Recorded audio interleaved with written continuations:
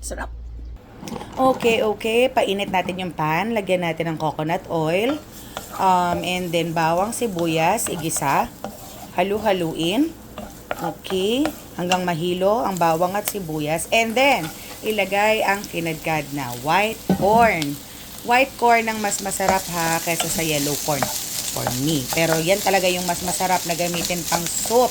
Haluin lang natin mabuti. I-mix lang, igisa lang siya with the bawang at sibuyas. And then, after nyan, lalagyan natin siya ng 1 liter of water. Pagkalagay ng 1 litrong tubig, takpan, hayaan, kumulo. Okay? Ayan, so tatakpan na natin. Pagkakulo, ilagay ang asin at pepper. Yung sakto lang ha. Huwag sobrang dami kasi malasa na yung mga ilalagay natin dyan. And then next, ilagay na natin yung shrimp. Yung shrimp na yan is around 600 grams. Mga 22 pieces siya. So, ayan. Ilagay na natin lahat. Then, haluin.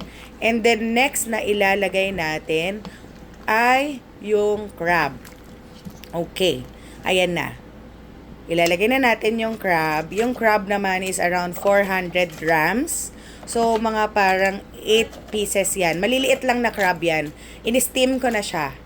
Ayan. In-steam ko na siya. Then, saka natin inilagay. And then, next, ilalagay naman natin, pagka-mix nila all together, ilalagay naman natin yung Knorr mix na crab and corn. Ayan, iminix ko lang siya sa hot water and then inilagay ko na. Okay. Ayan, inilagay na.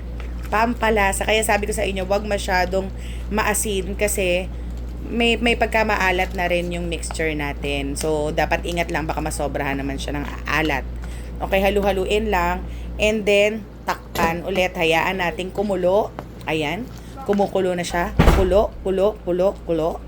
Ayan, tas ayan, kung meron naman kayong kinchay, pwede nyo siya lagyan kahit konti. Pampa-aroma lang, pero optional lang yan, ha? Optional lang siya. So, ayan, haluin, mabuti. Okay, malapit na siya maluto. Ang sarap-sarap, promise. Super sarap nito. Try nyo. High protein meal na rin siya, ha? So, sa mga nagda-diet, pwede to. Pero wag nyo naman siyang ubusin lahat. Baka naman high protein meal niya, ubusin nyo naman siya lahat. Okay? So, ayan. Ayan. Enjoy natin ang crab and shrimp soup. Oh, mutik pa makalimutan yung title. Hello. Enjoy!